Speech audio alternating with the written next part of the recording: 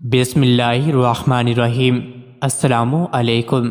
روزانہ واقعات سننے کے لیے اس چینل کو سبسکرائب کریں۔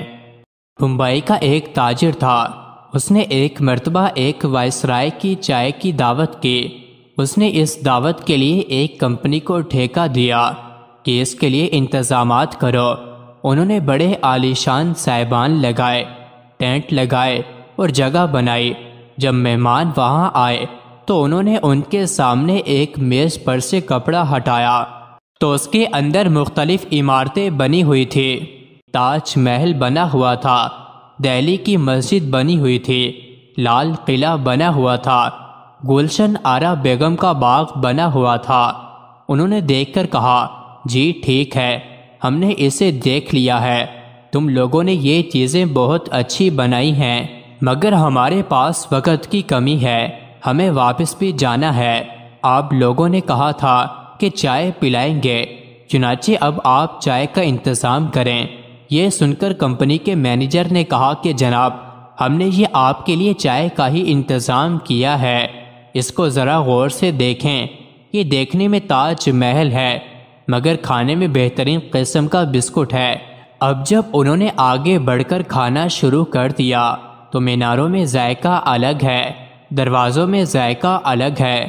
وہ دراصل مٹھائی تھی جو انہوں نے اس انداز میں پیش کی، چنانچہ وہ سب لوگ اس پر جھپٹ پڑے اور انہوں نے تھوڑی دیر میں تاج محل بھی کھا لیا، لال قلعہ بھی کھا لیا، مسجد بھی کھائی اور باغ بھی کھا لیا۔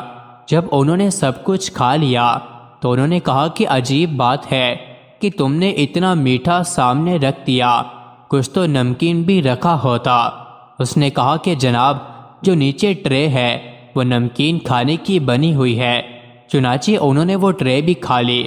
ایک مرتبہ ایک مغل بادشاہ نے ایک ایرانی شہزادے کی دعوت کی۔ جب ایرانی شہزادہ آنے والا تھا تو انہوں نے بڑے خان سامہ کو بلا کر کہا کہ ایک ملک کا شہزادہ آ رہا ہے، تم اس کے لیے ذرا اچھا سا کھانا بنا دینا۔ یہ میزبان کے لیے عزت و وقار کا مسئلہ ہوتا ہے۔ وہ چاہتا ہے کہ میں مہمان کو ایسا کھانا پیش کروں جیسے اس کی عزت یا جیسے میرے دل میں اس کی محبت ہے۔ چنانچہ اس نے کہا، بہت اچھا۔ جب ایرانی شہزادہ اپنے دوستوں کے ہمراہ آ کر بیٹھا تو تھوڑی دیر تک گفتگو ہوتی رہی۔ پھر کھانے کا وقت آیا تو خان سامہ کو اشارہ کیا گیا کہ آپ ان کے لیے کھانے کے لیے کچھ لائیے۔ چنانچہ وہ ایک بڑا سا برتن ڈھکا ہوا لایا، اسے اوپر سے خوب سجایا گیا تھا جیسے گفٹ پیک ہوتا ہے۔ اس نے لا کر اسے ایرانی شہزادے کے سامنے پیش کیا کہ اسے قبول کیجیے۔ ایرانی شہزادے نے جب اس کو کھول کر دیکھا تو اس کے اندر ایک بھینسے کا کٹا ہوا سر پڑا تھا اور اس کی گردن میں سے خون بھی نکل رہا تھا۔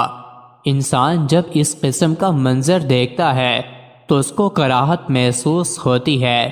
وہ تو شہزادہ تھا اور اس نے اس چیز کو بہت ہی معیوب سمجھا کہ مہمان کے سامنے بھینسے کا کٹا ہوا سر لایا گیا ہے، یہ بھی کوئی بات ہے بھلا۔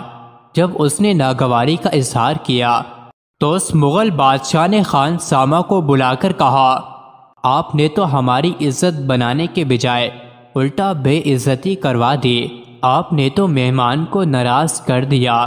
ہم نے تو آپ سے یہ نہیں کہا تھا کہ بھینسے کا کٹا ہوا سر سامنے لا کر رکھو، اور سر بھی ایسا کہ اس میں سے خون بھی بہہ رہا ہو۔ ہم نے تو آپ سے کہا تھا کہ مہمان کے لیے کوئی اچھا سا کھانا تیار کر کے لاؤ۔ خان سامان نے جواب میں کہا، جناب، میں نے یہ کھانا ہی تو تیار کیا ہے۔ کاش اس شہزادے کے اندر اتنی اہلیت ہوتی کہ وہ اس کی پہچان کر سکتا، یہ کھانا ہی ہے۔ آپ ذرا اس کو کہیں کہ وہ اسے ذرا کھا کر دیکھے۔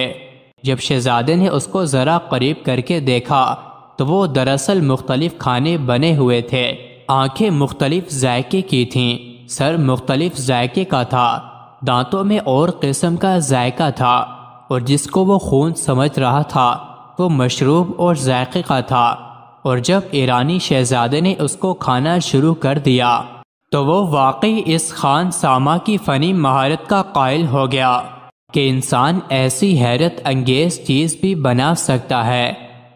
مزید ایسی ہی ویڈیوز کے لیے چینل کو ضرور سبسکرائب کریں۔